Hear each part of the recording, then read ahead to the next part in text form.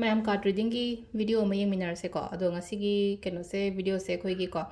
ꯁꯔꯥꯎꯟꯗꯤꯡ ꯑꯦꯅꯔꯖꯤꯁ ꯀꯃꯥꯏꯅ ꯇꯧꯒꯦ ꯍꯧꯖꯤꯛ ꯑꯩꯒꯤ ꯑꯣꯏꯅ ꯑꯗꯨꯒꯤ ꯃꯇꯥꯡꯗ ꯌꯦꯡꯁꯦꯀꯣ ꯑꯗꯣ ꯁꯤꯗ ꯑꯩꯅ crystal pyramid ꯑꯅꯤꯈꯛ ꯂꯧꯊꯣꯛꯑ ꯂꯩꯔꯦꯀꯣ crystal pyramid ꯑꯅꯤꯁꯦ ꯑꯃꯅ amethyst ꯂꯩꯔꯦ ꯑꯃꯅ green aventurine ꯂꯩꯔꯦꯀꯣ ꯑꯗꯣ group 1 group 2 ꯍꯥꯏꯅ ꯈꯥꯏꯗꯣꯛꯑꯁꯦꯀꯣ ꯍꯥꯏꯗꯤ group 1 ꯁꯤꯅ amethyst ꯑꯣꯏꯍꯜꯂꯁꯦ ꯑꯗꯨꯒ group 2 ꯁꯤꯅ green aventurine ꯀꯣ ꯑꯗꯣ group 1 ꯗꯒꯤ ꯍꯧꯅ ꯌꯦꯡꯉꯁꯦꯀꯣ ꯍꯥꯏꯗꯤ group 1 ꯗꯤ amethyst ꯀꯤ ꯁꯤꯁꯦꯀꯣ ꯍꯥꯏꯗꯤ pyramid ꯁꯦ ꯁꯤꯒꯤ ꯃꯇꯨꯡ ꯏꯟꯅ ꯀꯔꯤ energies ꯂꯩꯒꯦ ꯍꯧꯖꯤꯛ ꯑꯩꯒꯤ ꯑꯀꯣꯏꯕꯗ ꯍꯥꯏꯔꯁꯤꯅꯦꯀꯣ ꯑꯗꯨꯃꯥꯏꯅ ꯇꯧꯔꯒ ꯀꯩ ꯂꯩꯒꯦ ꯍꯥꯏꯕꯗꯣ ꯍꯥꯏꯐꯦꯠꯇꯪ ꯌꯦꯡꯁꯦ ꯍꯥꯏꯗꯤ ꯑꯩꯒꯤ ꯁꯔꯥꯎꯟꯗꯤꯡꯒꯤ energies ꯑꯩꯒꯤ ꯑꯀꯣꯏꯕꯗ ꯍꯧꯖꯤꯛ ꯂꯩꯔꯤꯕ ꯐꯕ꯭ꯔꯥ ꯑꯣꯔ ꯐꯠꯇꯕ꯭ꯔꯥ ꯍꯥꯏꯕꯗꯣ ꯑꯗꯨ ꯌꯦꯡꯁꯦꯀꯣ ꯑꯗꯣ ꯁꯤꯗꯒꯤ ꯑꯗꯨꯝ ꯂꯧꯊꯣꯛꯑꯁꯦꯀꯣ ꯍꯥꯏꯗꯤ 3 cards ꯈꯛꯇꯪ ꯃꯔꯛꯇꯒꯤ ꯑꯗꯨꯝ ꯁꯠꯇꯣꯛꯑꯁꯦꯀꯣ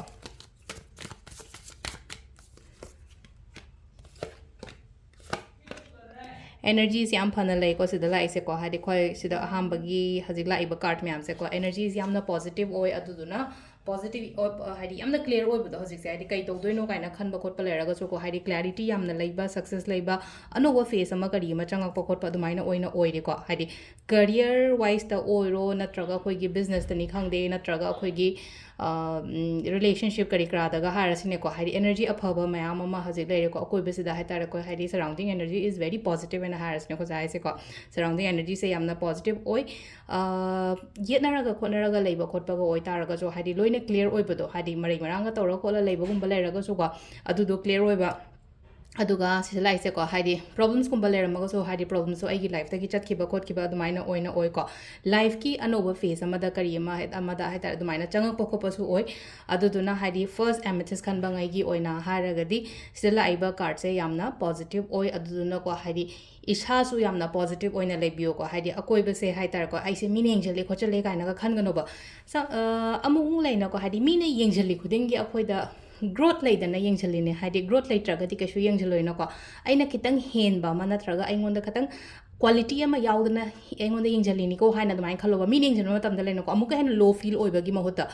ꯑꯩꯁꯦ ꯀꯦꯝ ꯑꯣꯏꯗꯕ ꯃꯤ ꯑꯃ ꯑꯣꯏꯔꯦꯅ ꯈꯜꯂꯁꯦꯕ ꯑꯩꯁꯦ ꯀꯦꯝ ꯑꯣꯏꯗꯕ ꯃꯤ ꯑꯣꯏꯇꯥꯔꯗꯤ ꯀꯅꯥꯝꯇꯅ ꯑꯩꯉꯣꯟꯗ ꯌꯦꯡꯁꯤꯜꯂꯣꯏꯕ ꯑꯗꯣ ꯑꯩꯉꯣꯟꯗ ꯀꯩꯅꯣꯃ ꯈꯔ ꯌꯥꯎꯔꯤꯗꯅ ꯑꯗꯨꯗꯨꯅ ꯑꯩꯉꯣꯟꯗ ꯌꯦꯡꯁꯤꯜꯂꯛꯏꯅꯦꯕ ꯃꯤꯁꯤꯡꯁꯤꯅ ꯁꯝꯅ ꯍꯥꯏꯔꯕꯗ ꯑꯩꯈꯣꯏꯅ ꯃꯩ ꯊꯥꯜꯂꯦꯀꯣ ꯅꯨꯡꯗꯥꯡꯁꯦ ꯃꯩ ꯊꯥꯟ ꯃꯇꯝꯁꯤꯗ ꯉꯁꯥꯏꯒꯤ ꯇꯨꯃꯤꯠ ꯋꯥꯃꯤꯠ ꯃꯌꯥꯝꯁꯦ ꯄꯥꯏꯁꯤꯜꯂꯛꯇ꯭ꯔ ꯃꯩꯗꯨꯒꯤ ꯑꯀꯣꯏꯕꯗꯨꯗ ꯎꯪꯉꯒ ꯂꯩꯗꯅ ꯍꯥꯏꯗꯤ ꯑꯗꯨ ꯇꯥꯔꯒꯗꯤ ꯍꯥꯏꯗꯤ ꯉꯁꯥꯏꯒꯤ ꯑꯗꯨ ꯃꯩꯗꯨ ꯄꯥꯏꯁꯤꯜꯂꯛꯄ ꯉꯁꯥꯏ ꯇꯤꯟ ꯀꯩꯀꯥꯗꯣ ꯄꯥꯏꯁꯤꯜꯂꯛꯄ ꯃꯇꯝꯗ ꯕꯜꯕꯇꯨꯒꯤ ꯃꯅꯥꯛꯇ ꯄꯥꯏꯁꯤꯜꯂꯛꯄ ꯃꯇꯝꯗ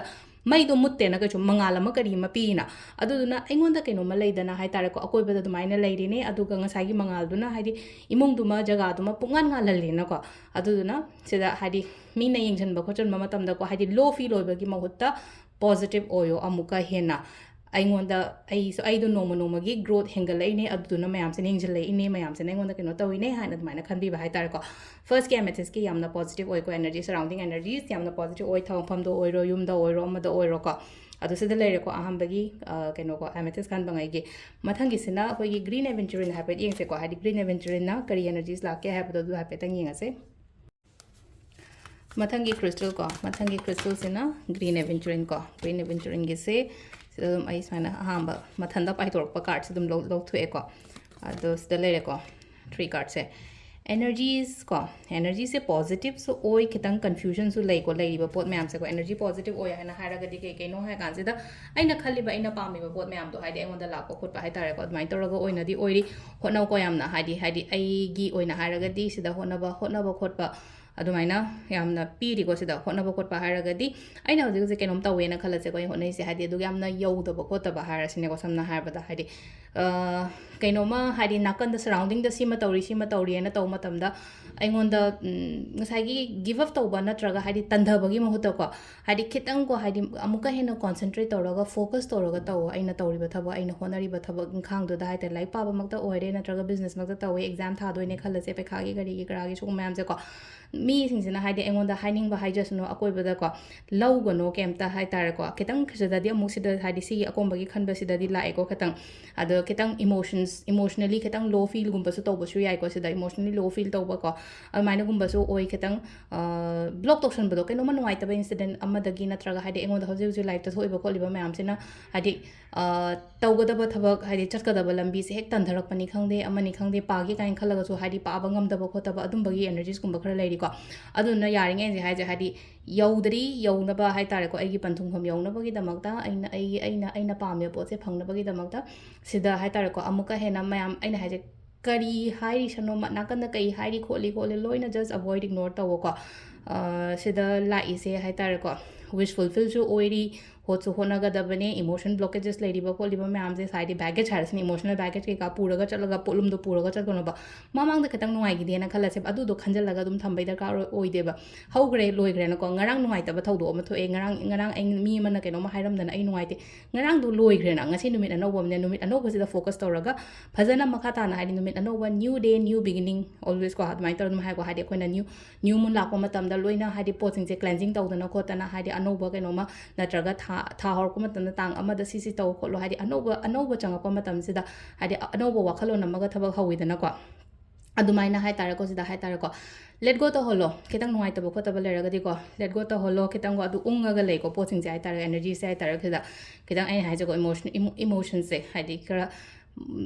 mi singsina aingonda tawgiba oiro ama tawgiba oiro ko aduduna apha pun tawsanbagi type ta masu tawe ko se leise ko apha pun tawsan hadi loina phudok ko ngamdab do pangan se ko aduna yaringai hadi aina tawriba thabak se da full focus tawraga tawbiyo ko sida su leina ko hadi problems kumba lei ba khotpa leiraga so ko hadi maning da loina le haurani ko hojiki oina hairaga di makha ta na chatpa khotpai da kar oide adu isagi wakolon da syam le ko akhona manifestation na haira ko hadi purnima thashi gumba se manifestation ta khatana tawre le mauri ba 27 28 days to da hadi phataba wakolon sum khalaga di adu su manifestation makhala mane ba aduna yaringai atopa matam da su ko hadi wakhan phana khatang khando hadi positive ngango positive khallo mi gi damak ta ko aigi yeknaba oi taraga so hadi magi damakta phataba sunga nganganu ko yaringai aphaba oina thonbado aigi thindagi ko ado sida leire ko koigi ngasigi oina hadi surrounding energies kamai tauge adugi matang da ko ado sida leire card image card reading se ngasigi oina thank you